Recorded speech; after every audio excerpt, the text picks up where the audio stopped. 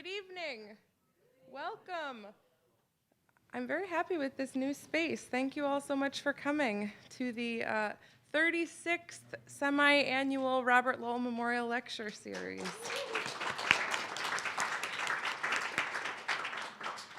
We have two fabulous poets tonight reading for us. We have MFA alum Annaka Saari and our guest poet John Murillo. So it will be a very good evening. And immediately after, there will be a reception and a book signing next door. So steps away, you can join us. Okay, for those that like to mark down dates in advance, get out your pens and your notebooks. I have 3 dates to tell you. April 14th at 7 p.m., we'll be having a sort of unique favorite poem project reading, favorite passages from the Hebrew Bible. May 7th at 2 p.m., the FPP will be celebrating our 25th anniversary at the Peabody Essex Museum in Salem as part of the Mass Poetry Festival. So come hear us. We've got some great readers then. And on September 26th at 7:30, Major Jackson will be our guest poet for this same series. So enough of that. Let me introduce the founder of this series and the director of the Creative Writing Program, Professor Robert Pinsky.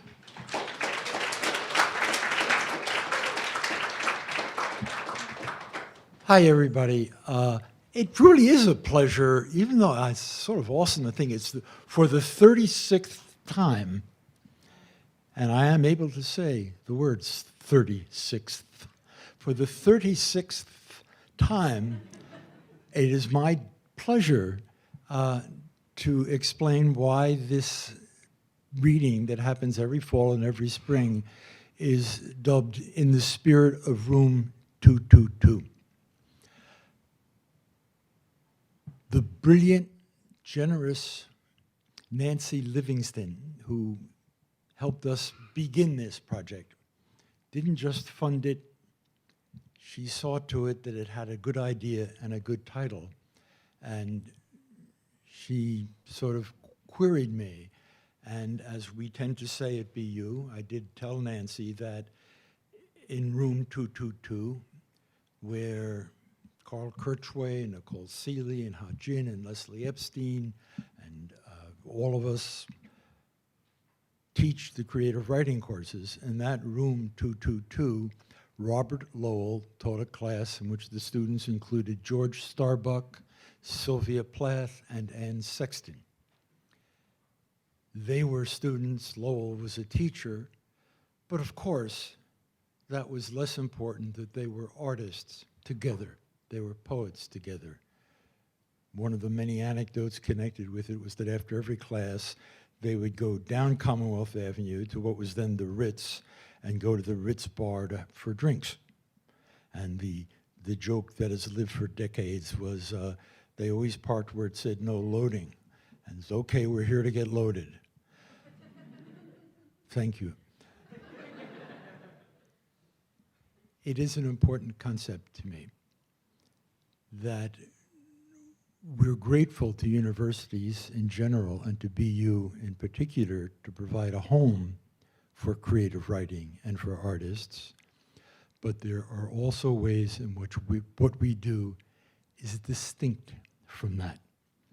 And in the spirit of room 222, as perceived by Nancy Livingston, we have our distinguished guest, on this occasion John Murillo, and a recent BU student, on this occasion, Annaka Saari, and the student, in this case Annaka, will introduce the distinguished guest as well as reading her own poems. Annaka Saari and her poems will always have a special meaning for me in relationship to the past and the future. It's one of the things creative writing can do is give access to the past to everybody in there. The year that Annaka was in the BU program, we relied entirely on technology. It was not the past, it was the present technology the class met entirely by Zoom. Those 8 people bonded with the technology. One of them was in London. One of them was in Lahore. Every Friday, they had a happy hour, including the guy in Lahore. They sat in front of their monitors and talked to one another. And it wasn't until the end of the year party in my garden that people got to see how tall they were. We had no idea. We knew everyone from this way up. Annaka was a leader in that group. Nobody in that group would be surprised that she is now leading and serving as administrator in the creative writing program. Her poems are entirely contemporary and of the future. When I read them, I feel the coming generations. And they also are deeply involved with the past. Annaka, I think you were a German major in college. Anyway, she knows a lot about early modernism. So the late 19th century, early 20th, the women and men of the generation that was really the first modern generation, their personal lives, their art, names like Tarnowski and Picabia, Hannah Hoch, come into the poems, and they come into the poems not in the least in a spirit that's antiquarian, but in a spirit of discovery, and it reminds you that those people were very young. It is my great pleasure to introduce Annaka, who will introduce and give her reading, and then introduce John. Annaka, Saari.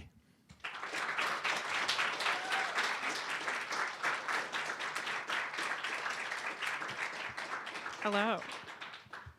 Robert, thank you so much. And Annette, Annette, thank you so much.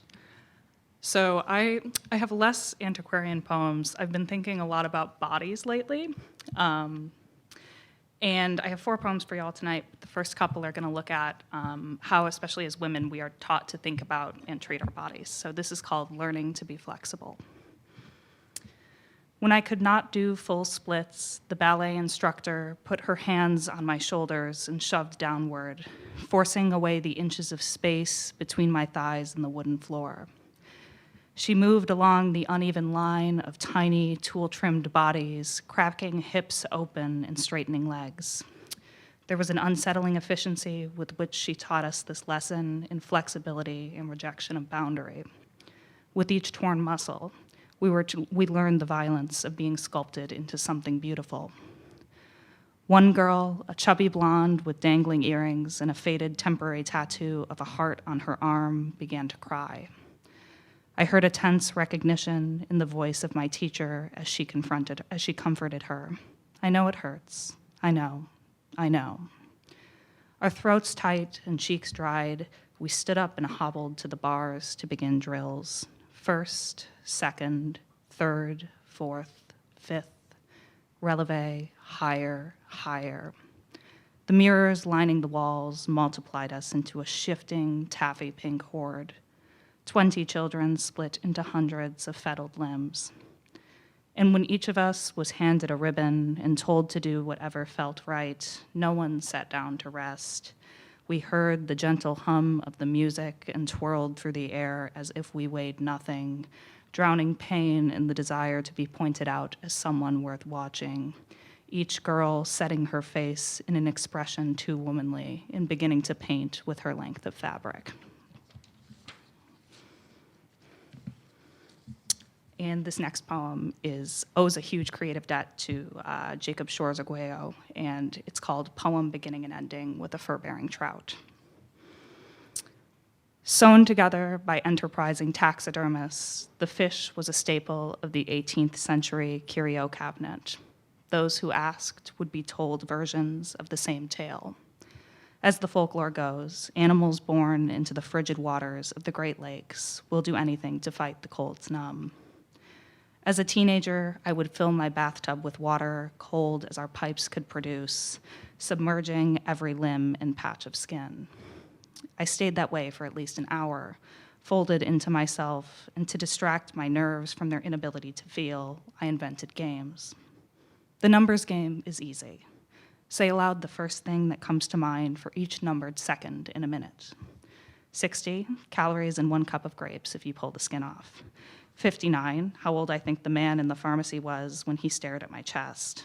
12, breasts still new, adjusting to the itch of my training bra. The food game, similar. Pick a letter and go from there. Name the foods that feel safe. Asparagus tips, broccoli, cauliflower. Diet Coke and calorie-free sweetener, over ice, tall glass. $58 for new jeans when my favorites no longer fit. $57, the grade you get on a math test when you eat 2 tablespoons of tuna and a stick of celery over the course of 7 hours. $56, how many crunches I can do in a minute if I'm trying my hardest.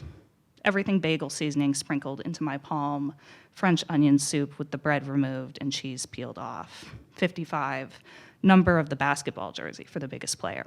I get down to number 11. The low 50s and 40s are tough, but things pick up in the 30s. 32, the age Karen Carpenter reaches before her death. 31, the age my mother was when she married in a dress she tells me she is sad I will never fit into. 30, consecutive days I bleed before I stop bleeding for 6 years. Pickles with brine dried off, quinoa with lemon juice, radishes sliced thin enough that they are no longer bitter.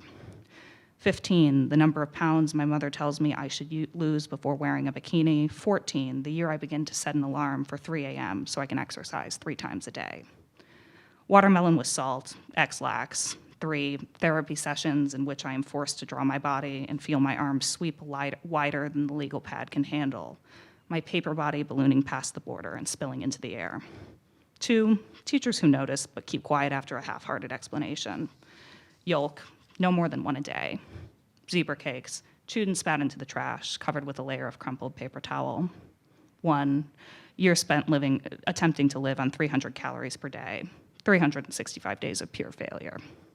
The fur-bearing trout, despite being a creation of money-hungry animal stuffers, is a creature of genuine spirit, an animal defying all that is natural in its search for some sort of relief. So we have a couple more poems.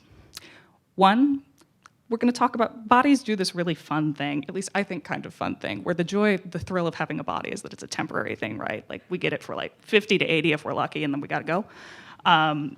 So this is called Loving Killable Things. To lick what's left over, to dress the wound, to shout in the chapel and kiss the wet of the frog's back, strike the match and watch, to touch, to whisper with no one around, to hear the snap of nectarines bitten too early to call, the man with the mouth and perfect hands that slid inside you in dreams for 8 months. My father has a bad heart, my grandmother, cancer all over, her husband, Parkinson's, my brothers and sister, cousins, friends will. Some already have, some will do it themselves. And I will have to join, drop by that wretched party, make my rounds. Hello, Aunt Nancy. Hello, Nick from middle school. Hello, Miss Olaf, lovely as ever. And when the clock strikes then, and the light or lack of it is tempered through, perhaps you will ask for me, or I for you, and then walk through that terrible door, dive into that sharp water, drink in the black, to be the block of wax waiting to be cut, to be the flame warming the knife. And then this last poem does require a little bit of background if you are not an NBA fan, but there was a man, his name was Bill Laimbeer, he is still alive, I'm talking like he's passed on.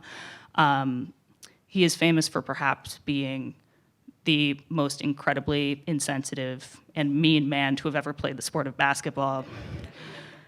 And as a child, I wanted no man more. And I wanted to be that man. I still do. I fouled out of every basketball game I ever played in. It's because I watched a video of him beating up Larry Bird before I'd play. But this is self-portrait as 1980s Detroit Pistons center Bill Laimbeer. All the games I like to play are for the brain and for the body. it is not often that I lose. The moves I make are underwritten by a variety of earnest aggressions that I make no attempt to control. I am the darling of every party and the instigator of every fight, my hair dripping with blood, sweat, or champagne, depending on the night's cast.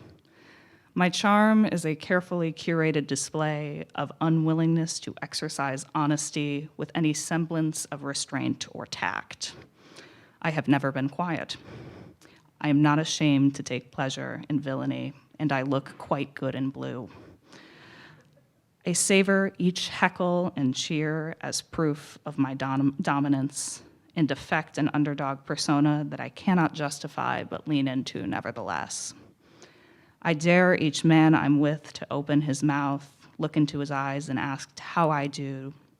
Mine is the last face he'll think about before he finally falls asleep. So that's a little word from our friend Bill. Thank you.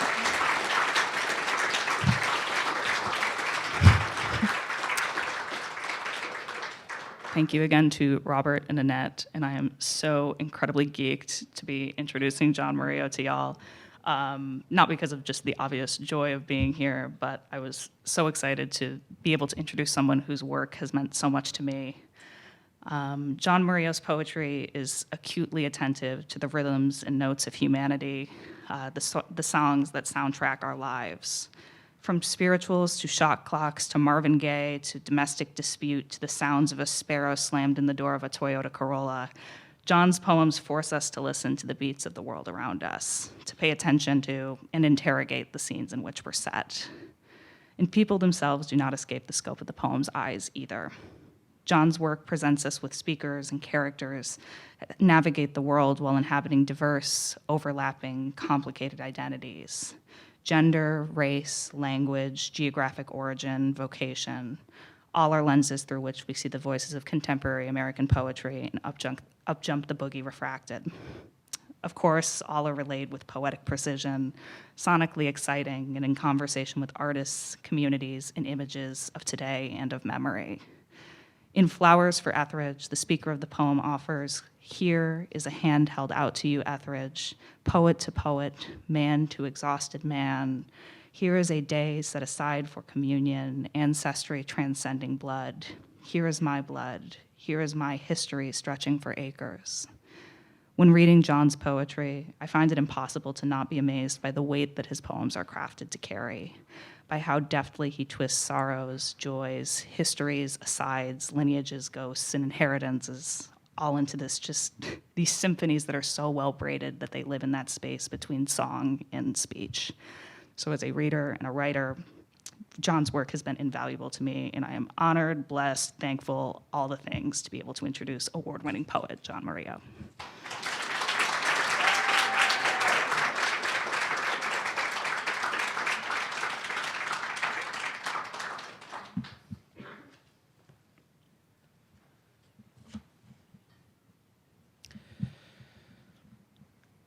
I've never spoken to anyone about this until now, until you.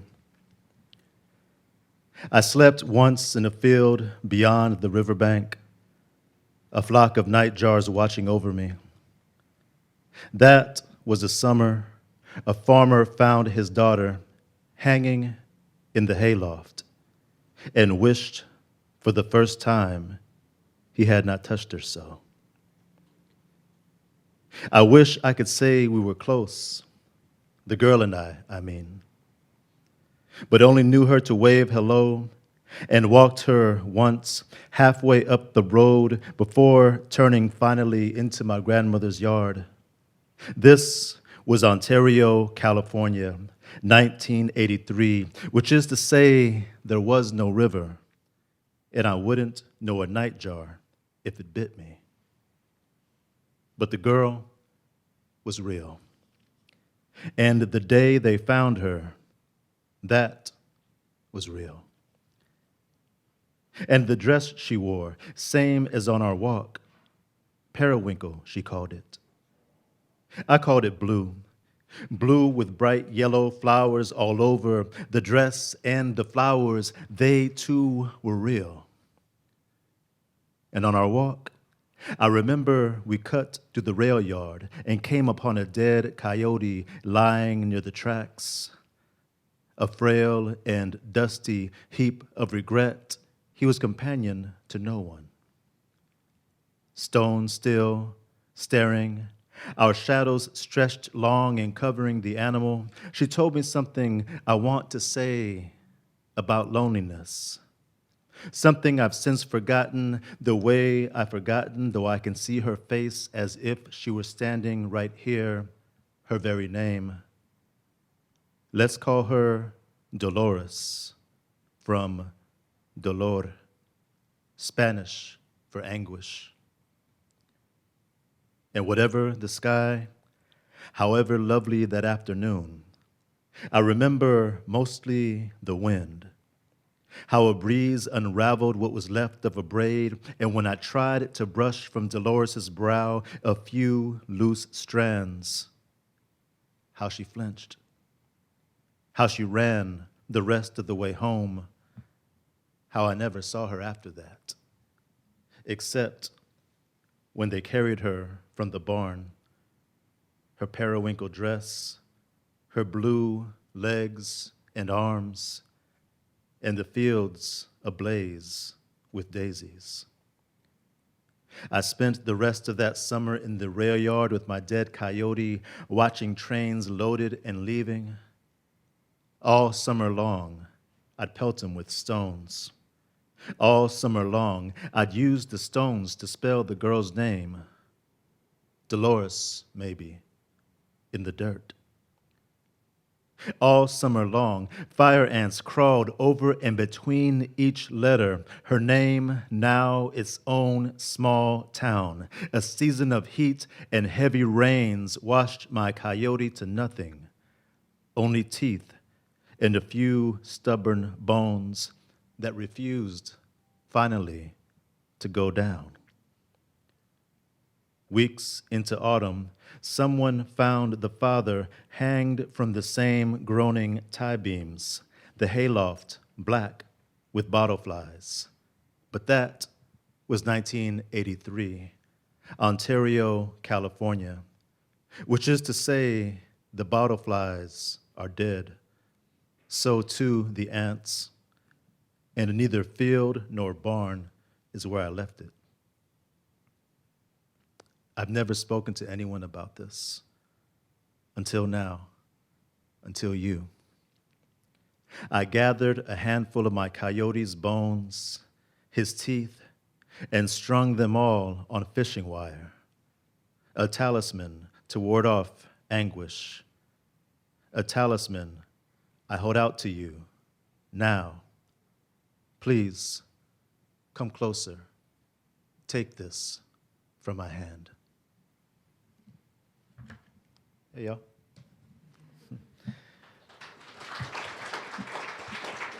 Thank you.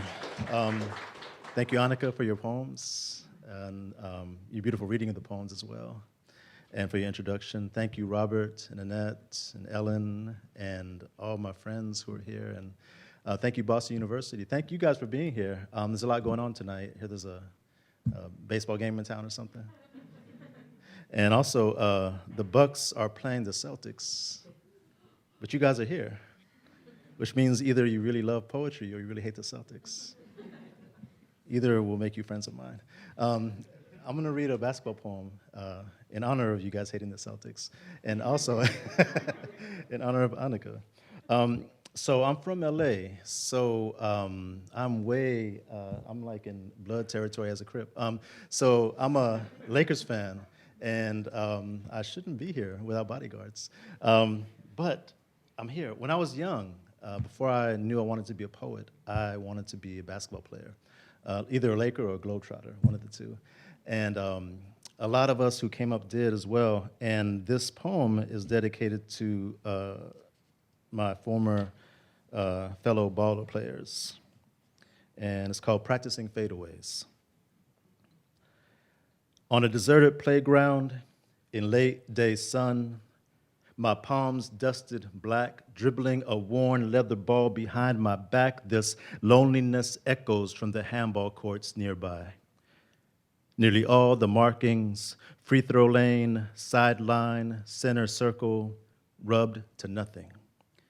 A crack in the earth cuts across the schoolyard, jagged as a scar on a choir boy's cheek. Nearly 30 years ago, I ran this very court with 9 other wannabe ballers. We'd steal through peeled chain links or hop the gate to get here, our blacktop Eden. One boy, who had a funny pigeon-toed set shot and a voice full of church bells, sang spirituals every time he made a basket. The other boys, humming along, laughing, high fives flying down the court. And a boy we called the Sandman for how he put you to sleep with his shoulder fake or drop step. Over 6 feet tall in the 10th grade, smooth talker with an itch for older guys' girlfriends. One Sunday morning, they found him stabbed to death outside the Motel 6, pockets untouched, bills folded neatly against his beautiful, cooling thigh.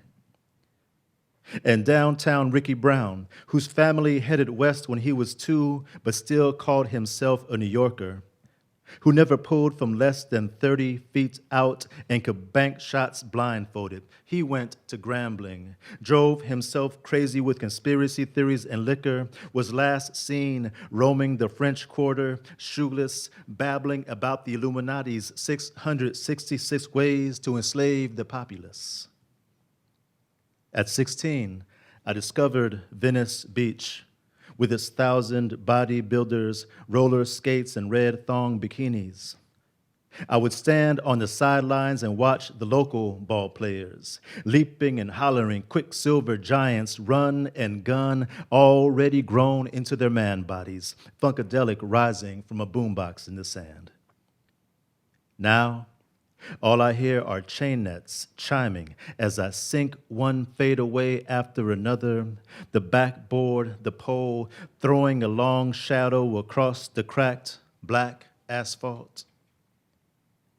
What the nets want must be this caress, this stillness stretching along every avenue, over high school gymnasiums and deserted playgrounds, and the ambulance drivers drifting into naps back at the station house. What the boys who ran these courts wanted was a lob pass high enough to pull them into the sky, something they could catch in both hands and hang from, long enough for someone to snap a photograph, to hold them there, skybound, risen.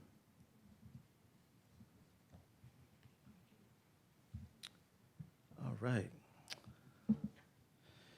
So I'm going to try this thing where I just read poems without talking too much between them and just, see how many I can get through.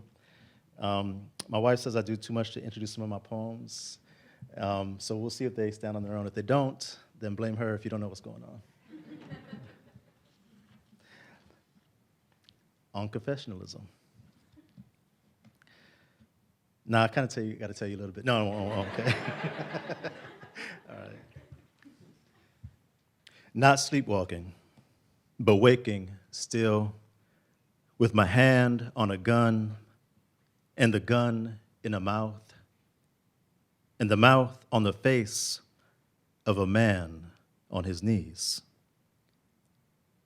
Autumn of '89, and I'm standing in a Section 8 apartment parking lot, pistol cocked, and staring down at this man, then up into the mug of an old woman staring, watering the single sad flower to the left of her stoop, the flower also staring.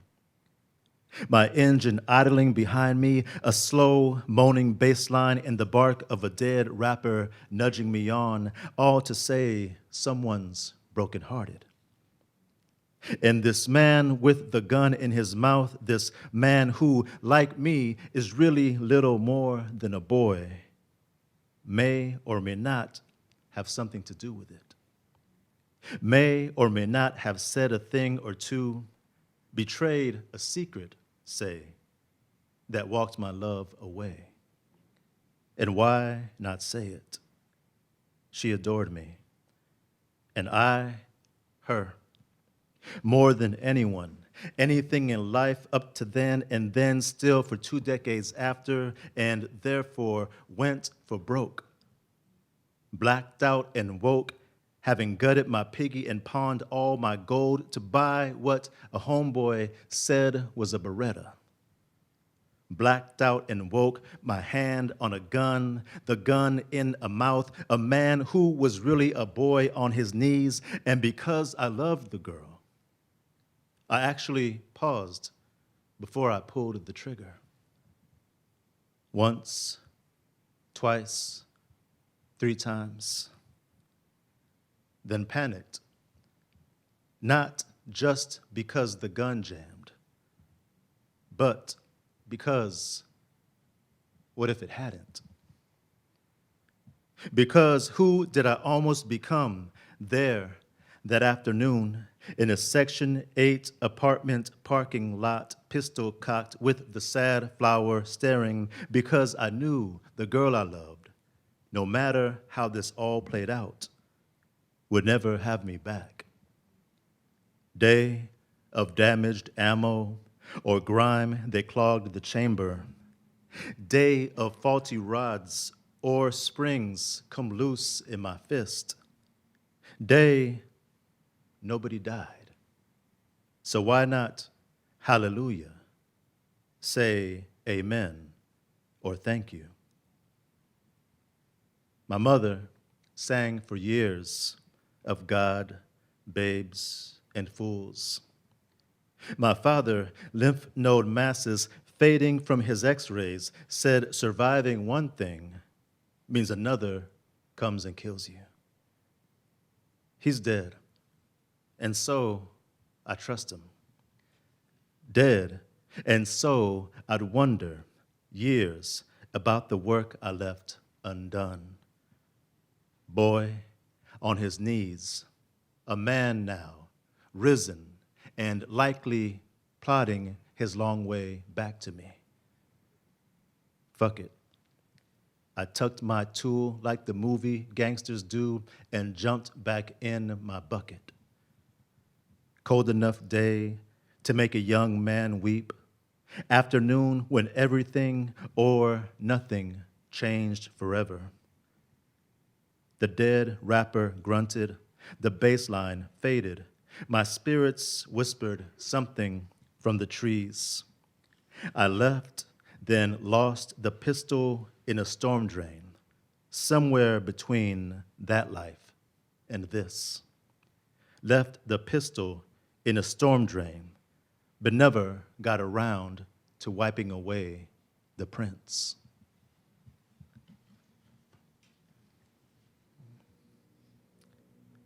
Y'all good?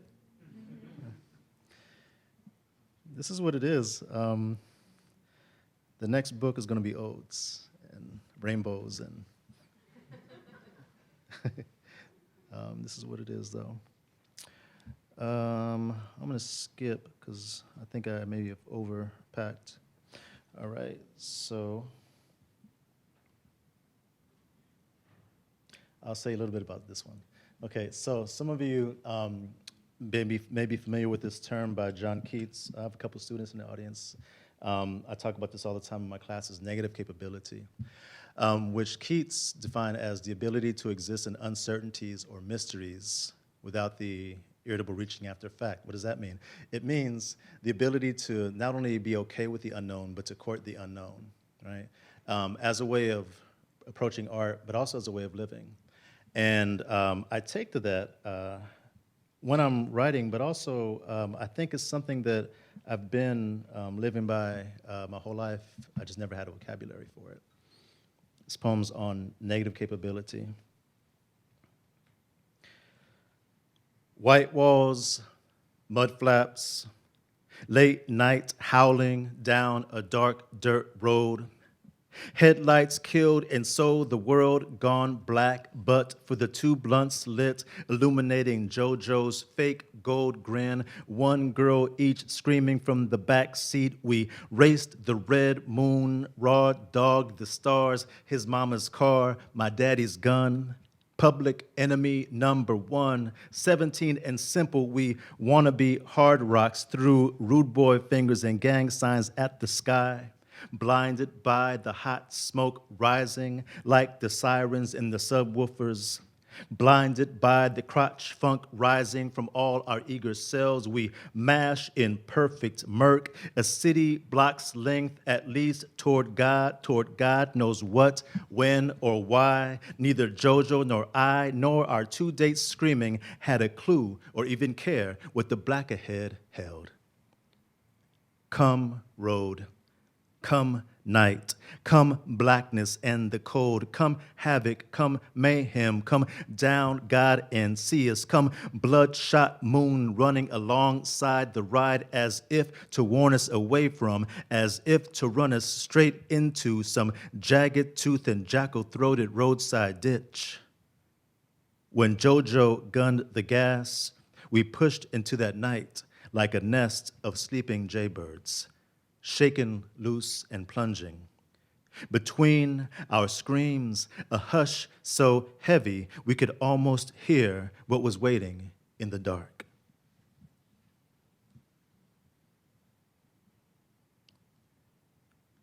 All right. Good news and bad news. Good news is I'm only reading 2 more poems. Bad news, I write really, really long poems. So we got a Snickers bar and they're comfortable. This next one's not too long, but the last one is. And I'll dedicate this poem, the reading of it, to the students that I had a chance to spend some time with earlier today. Someone mentioned this poem, and I think it captures our conversation a bit. It's called Contemporary American Poetry. Actually, I want to give you guys your money's worth. Am I going too fast? Maybe I'll give you 3 more poems. Yeah, all right, okay. Contemporary American poetry.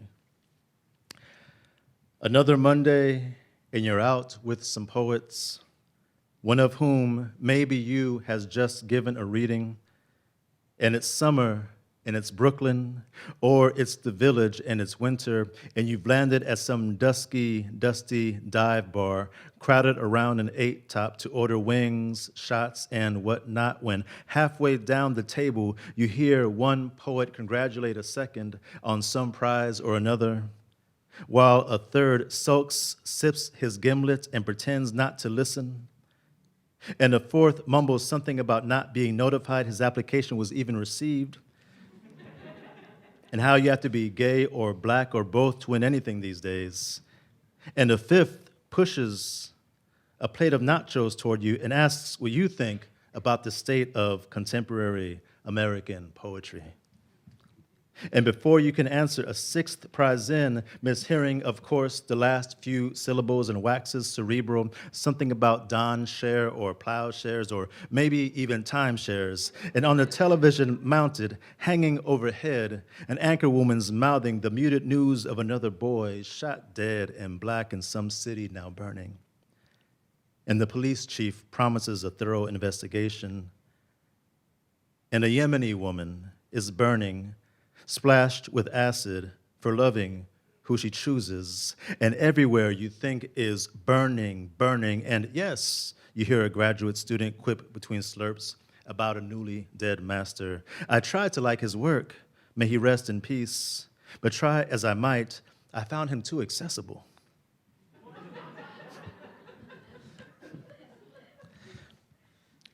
Another Monday, and it's summer in Brooklyn, or it's the Village and winter, you're with the poets, one of whom, the political poet, the outsider poet, has brought along a selfie stick. You put your shot glass to your mouth. What's inside is burning, burning. Everybody now, squeeze in tight. Everybody now, say cheese.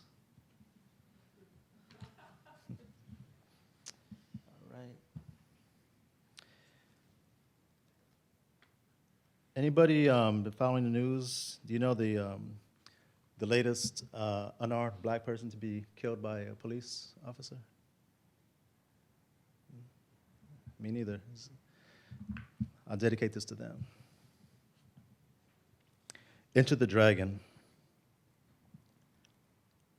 For me, the movie starts with a black man leaping into an orbit of badges, tiny moons catching the sheen of his perfect black afro, arc kicks, karate chops, and 30 cops on their backs. It starts with the swagger, the cool lean into the leather front seat of the black and white he takes off in, deep hallelujahs of moviegoers drowning out the wah-wah guitar, salt and butter high fives, right on, brother. And Daddy, glowing so bright, he can light the screen all by himself. This is how it goes down. Friday night, and my father drives us home from the late show, two heroes Cadillacing across King Boulevard. In the car's dark cab, we jab and clutch, Jim Kelly and Bruce Lee with popcorn breath, and almost miss the lights flashing in the cracked side mirror. Now I know what's under the seat, but when the uniforms approach from the rear quarter panel, when the fat one leans so far into my father's window, I can smell his long day's work. When my father, this John Henry of a man, hides his hammer, doesn't buck, tucks away his baritone license and registration, shaking as if showing a bathroom pass to a grade school principal, I learn the difference between cinema and city, between the movie house cheers of old men and the silence that gets us home.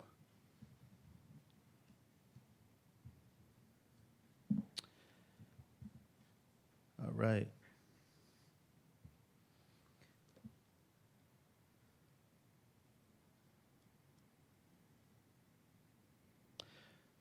So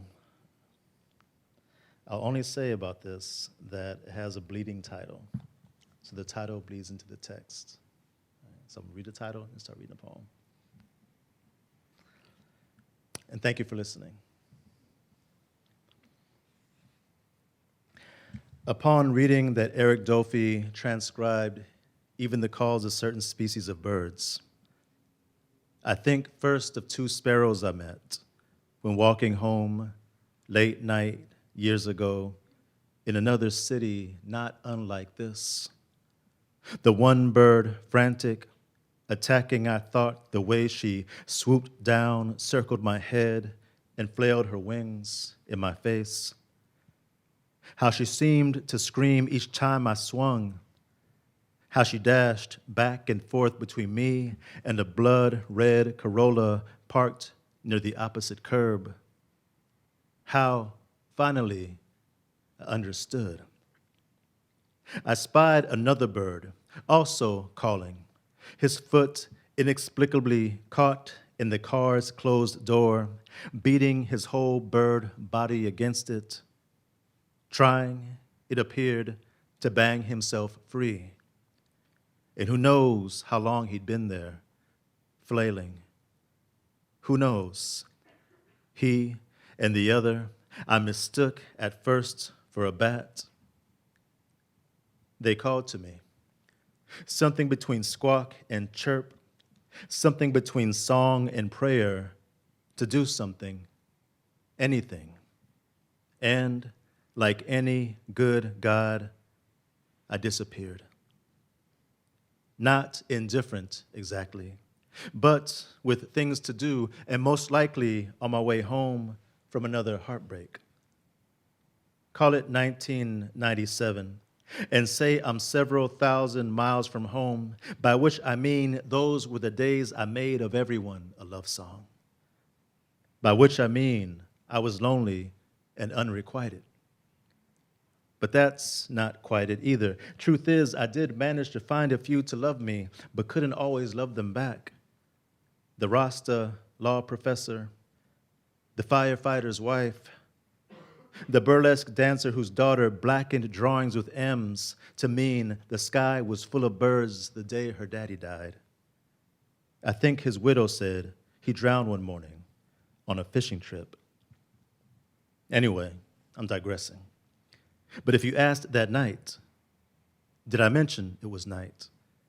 Why, I didn't even try to jimmy the lock to spring the sparrow. I couldn't say truthfully that it had anything to do with envy, with wanting a woman to plead as deeply for me as these sparrows did, one for the other. No. I'd have said something instead about the neighborhood itself, the car thief shot a block and a half east the week before, or about the men I came across nights prior, sweat-slicked and shirtless, grappling in the middle of the street, the larger one's chest pressed to the back of the smaller, bruised and bleeding both. I know you thought this was about birds. Stay with me. I left them both in the street, the same street where I'd leave the sparrows, the men embracing, and for all one knows, they could have been lovers. The one whispering an old, old tune into the ear of the other, baby, baby, don't leave me this way. I left the men where I'd leave the sparrows and their song. And as I walked away, I heard one of the men call to me, please, or help, or brother, or some such. And I didn't break stride, not one bit. It's how I've learned to save myself. Let me try this another way.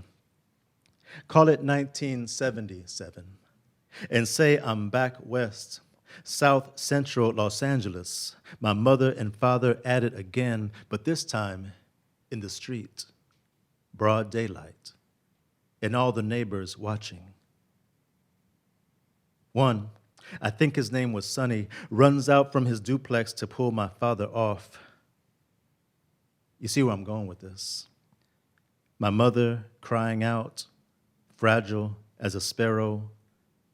Sonny fighting my father, fragile as a sparrow.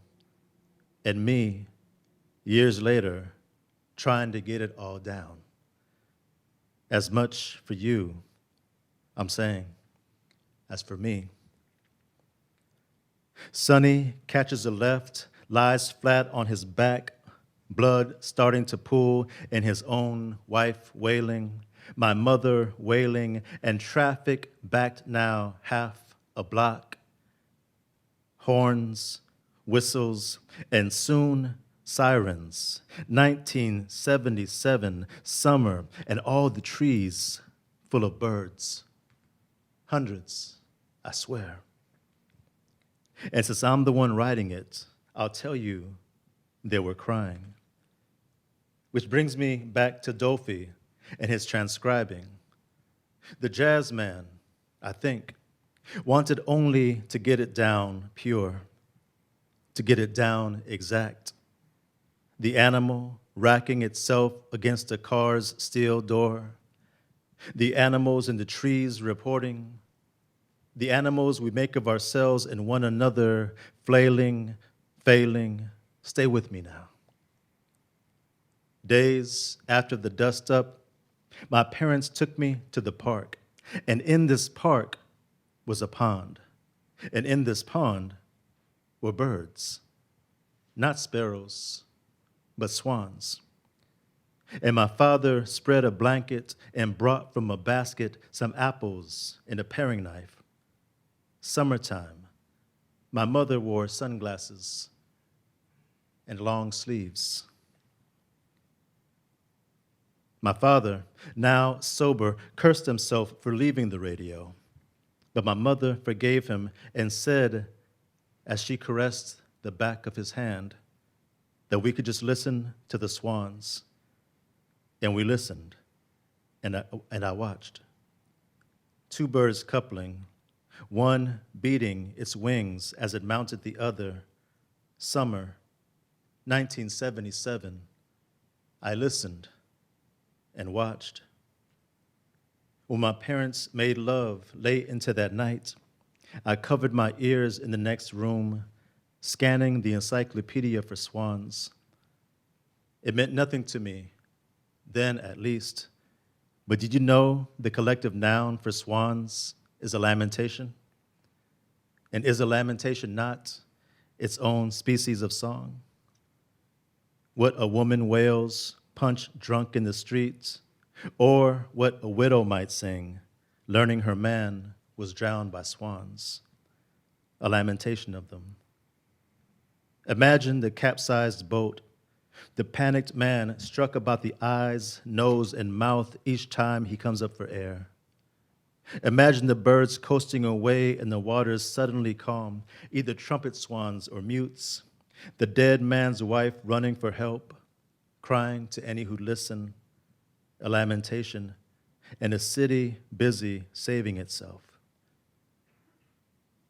I'm digressing, sure, but did you know that to digress means to stray from the flock? When I left my parents' house, I never looked back, by which I mean I made like a god and disappeared, as when I left the sparrows and the copulating swans, as when someday I'll leave this city, its every flailing, its every animal song. Thank you.